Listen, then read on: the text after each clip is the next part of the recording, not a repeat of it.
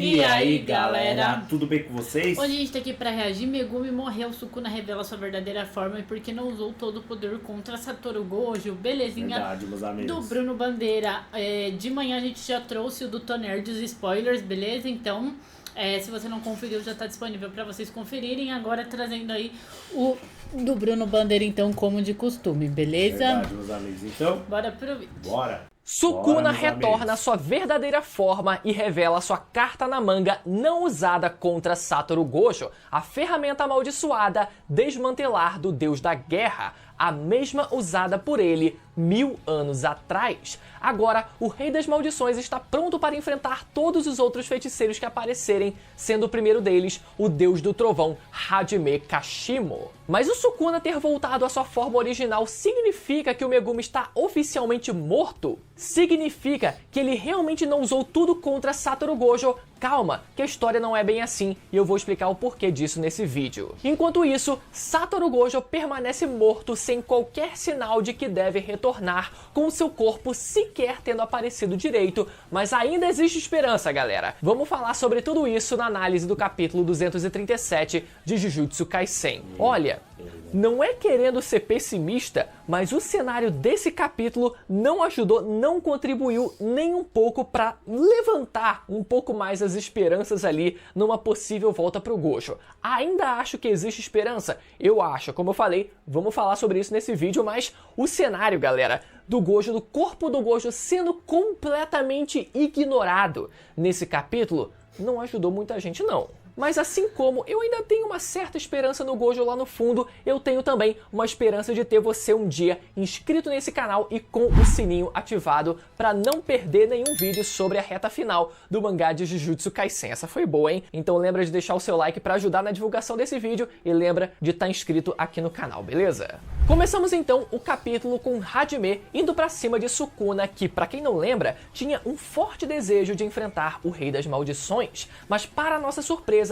Uraume retorna em cima de um bloco de gelo gigantesco caindo em direção à Terra como se fosse um meteoro. Então, Uraume está mesmo vivo, galera, e com isso está morta a teoria de que o Sukuna tinha usado ele como um escudo lá no primeiro vazio roxo 200% e o Uraume havia sido desintegrado, né, já que depois daquilo a gente nunca mais viu ele aparecendo em cena, só que agora a gente viu, né, que ele só tinha metido o pé e está de volta agora nesse capítulo. E para refrescar a memória de vocês, Uraume tem habilidades de gelo para combinar com a sua temática de cozinheiro, é como se o congelamento fosse usado para a conservação dos alimentos. E o fato do Uraume ser um ótimo cozinheiro foi o que permitiu ele andar ao lado do Sukuna desde a era Heian. Mas para a nossa surpresa em dobro, acima do bloco de gelo, surge de repente mais um participante, o estudante do terceiro ano, Hakari Kinji. Como ele chegou lá em cima em meio aos céus, eu não sei, mas o cara a gente sabe que é sortudo pra caramba, então tá justificado. Hakari então expande o seu domínio para prender o Uraume, mas o bloco de gelo continua a cair.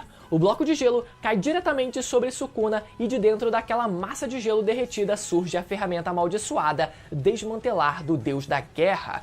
Finalmente, temos a revelação do tal presente deixado pela Yorozu para o Sukuna no leito da sua morte. Yorozu foi capaz de construir uma réplica da exata mesma ferramenta amaldiçoada usada pelo Sukuna 1000 anos atrás, que a gente viu ele segurando na capa do capítulo 117. Detalhe que nessa mesma ilustração vemos Sukuna segurar uma segunda ferramenta amaldiçoada que a gente não sabe se o Sukuna ainda tem ela guardada de alguma forma, se ela ainda vai aparecer ou se o Sukuna perdeu as duas ferramentas quando morreu e nunca mais encontrou. O fato é que, até esse capítulo, a gente não fazia a menor ideia dos poderes dessas ferramentas e agora, com a réplica criada e deixada pela Yorozu, a gente pode ter uma noção do que pelo menos uma delas é capaz de fazer, que parece ser gerar poderes elétricos, o que deixou a batalha um pouco, redundante, já que o próprio Hajime também tem poderes elétricos. Dessa forma, Sukuna foi capaz de obliterar o bloco de gelo gigantesco que serviu mais para criar,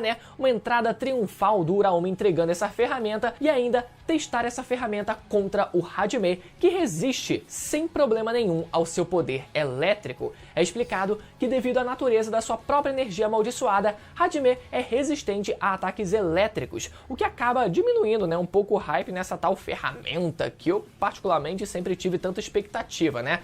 Mas ao mesmo tempo também acaba elevando o hype no próprio Hajime. Hajime decide fazer uma série de perguntas sobre o Sukuna, afinal eles não são exatamente da mesma era. Então o Hajime demonstra uma certa curiosidade em conhecer mais sobre o Sukuna. E uma dessas perguntas foi: você se tornou o mais forte ou você já era o mais forte desde que nasceu? Faltou só, né, perguntar se ele se tornou mais forte depois de possuir o Megumi. Sukuna responde então que, no mínimo, ele provavelmente era uma criança abominável, como se ele fosse uma criança nascida de uma gravidez indesejada ou como se ele fosse uma criança amaldiçoada já no seu nascimento. Então a gente começa a descobrir um pouco mais sobre o passado do Sukuna aqui e que desde criança já existia algo de diferente em relação a ele, né? Mas talvez a gente veja ainda mais detalhes, né, nos próximos capítulos. Vamos torcer para que sim. A luta começa oficialmente e Hajime usa a sua técnica do Cryptidio Âmbar. Lembrando que o Hajime até esse momento ainda não havia usado a sua técnica inata, porque ela só deve ser usada uma única vez e ele estava aguardando para usar contra o Sukuna. Hajime reboca Sukuna com uma série de socos e consegue criar uma espécie de máscara capaz de gerar uma onda sonora que explode no Sukuna. Pelo que deu a entender, o Hajime é capaz de converter a sua energia elétrica em outros tipos de energia, como transformar a sua eletricidade numa onda sonora que ele mostrou nesse capítulo. Mas a explicação do narrador logo em seguida parece sugerir algo bem mais amplo quando ele diz que o Hajime é capaz de converter todos os tipos e fenômenos de sua energia amaldiçoada e transformar o seu corpo para realizar todas essas manifestações. E a gente pode ver o Hajime quase que completamente coberto em sua própria energia. Aqui eu acho melhor a gente esperar a tradução oficial, porque deu a entender que ele pode converter literalmente qualquer fenômeno energético parecido com o que o Yuta faz copiando outras técnicas, o que eu tenho minhas dúvidas que esse seja o caso. O que realmente parece é que o Hajime é capaz de converter tipos de ondas, e a evidência disso vem agora. Hajime segue então na vantagem, colocando Sukuna na defensiva, fazendo ele ser obrigado a desviar da sua técnica e segue rebocando a cara do verdadeiro honrado, e temos a explicação mais detalhada sobre a técnica do Hajime. O narrador aqui cita uma melhora na agilidade devido à ativação dos sinais elétricos no cérebro dele, criação de ondas sonoras, criação de ondas eletromagnéticas que fizeram o corpo de Hajime transcender o reino humano, mas que ao fim da sua técnica, o corpo do feiticeiro iria colapsar. Por isso então seria algo que só poderia ser usado uma única vez, e se essa é a condição, então faz sentido que ela seja realmente uma técnica apelona. Mas ao final do capítulo é dito pelo narrador que além da técnica reversa, Sukuna ainda tinha mais um método para reconstruir o seu corpo e que estava sendo interrompida por ele de propósito, a sua reencarnação. E vemos Sukuna na sua forma original de 1000 anos atrás, completamente curado e segurando a sua ferramenta amaldiçoada. Vamos lá então, galera, esclarecer algumas coisas aqui. Primeiro de tudo, Sukuna, desde antes da sua luta contra o Gojo,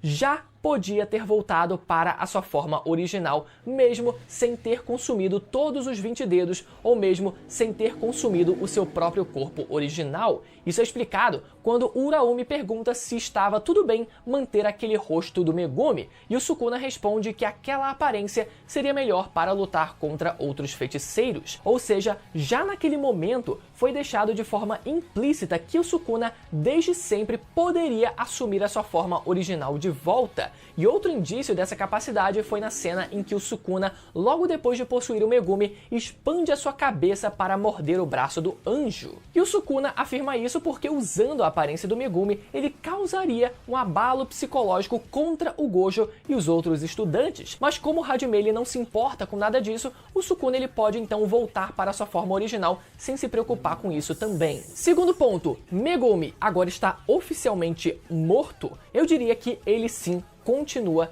vivo. Isso porque o conceito de alma e corpo em Jujutsu funciona como se fossem uma única coisa. Isso dito pelo próprio Kenjaku. Então, mesmo que a gente não esteja mais vendo o corpo do Megumi, a sua alma continua existindo dentro do corpo do Sukuna. A não ser, né, que o Sukuna tenha saído oficialmente do corpo do Megumi, mas a gente não vê nenhum corpo estirado no chão para afirmar isso. Continua sendo só o do Gojo, né, que tá estirado lá. E outra coisa, o Sukuna, galera, desde o começo era capaz de de moldar o corpo do Itadori a ponto de fazer surgir aqueles 4 olhos e fazer a sua boca aparecer na bochecha do Itadori quando ele queria. Mas talvez o Sukuna só não pudesse assumir a sua forma original, né, completa, desde o começo por causa da resistência que o Itadori tinha à possessão do Sukuna. E isso responde ao terceiro ponto, se o Sukuna ainda pode usar a técnica das 10 sombras mesmo na sua forma original. E eu diria que fora o Mahoraga que foi destruído, eu particularmente não vejo motivo para dizer que não. Se a alma do Megumi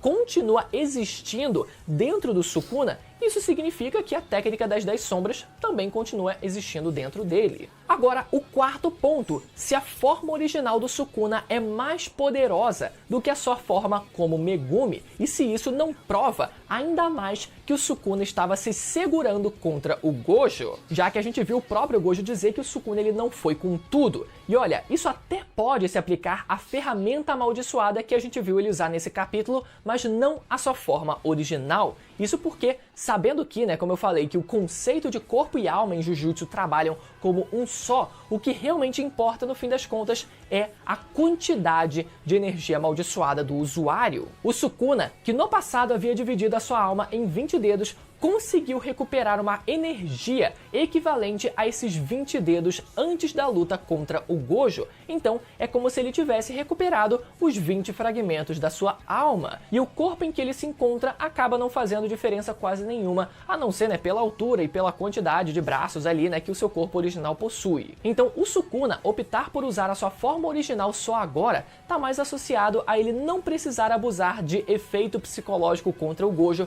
e principalmente com ele poder se sentir finalmente livre e de volta para fazer o que quiser, assim como ele se sentia 1000 anos atrás, agora que o Gojo tá fora da jogada. Mas e o Gojo afinal, volta ou não volta? Olha, o Kashimo ali não mostrou qualquer interesse ou mesmo habilidade que pudesse ressuscitar o Gojo, o foco dele foi total em enfrentar o Sukuna, mas chegaram a levantar a possibilidade do Gojo ainda retornar como um espírito amaldiçoado vingativo. Pra quem não lembra, esse é um fenômeno que acontece em Jujutsu. Quando um ser humano morre com um enorme rancor, ele pode acabar retornando como um espírito amaldiçoado vingativo, e isso já chegou a acontecer com um antepassado do Gojo, o tal do Sugawara no Michizane, que era o ancestral em comum que o Gojo e o Yuta dividem. Mas apesar do Gojo ele ter morrido com um certo arrependimento, né, de não ter contado sobre o Toji para o Megumi, ele ainda assim morreu sorrindo de satisfação por ter tido a oportunidade de ir até o limite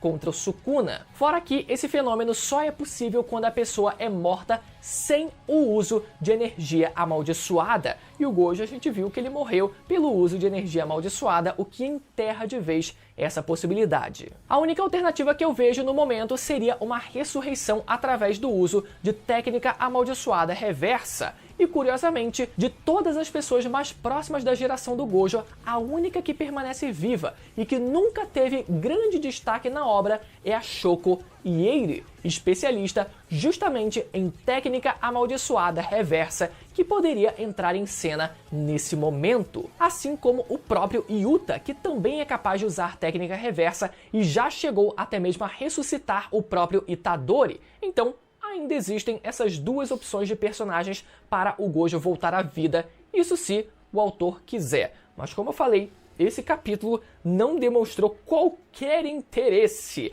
qualquer esperança de que o autor ele tenha essa intenção, né? Mas vamos ver, caso esses dois personagens apareçam em cena e isso não seja sequer tentado, aí eu acho que realmente enterra de vez as nossas esperanças. Como sempre, eu quero saber a opinião e a teoria de vocês aí nos comentários, e caso você ainda não tenha assistido o meu vídeo sobre a real origem do menino Yuji Itadori e sua real conexão de linhagem com o próprio rei das maldições, Ryomen Sukuna, esse vídeo vai aparecer na tela agora para você poder ir lá assistir, que tá cada vez mais perto de ser confirmada a teoria que eu lancei nesse vídeo, beleza? Até a próxima, tchau!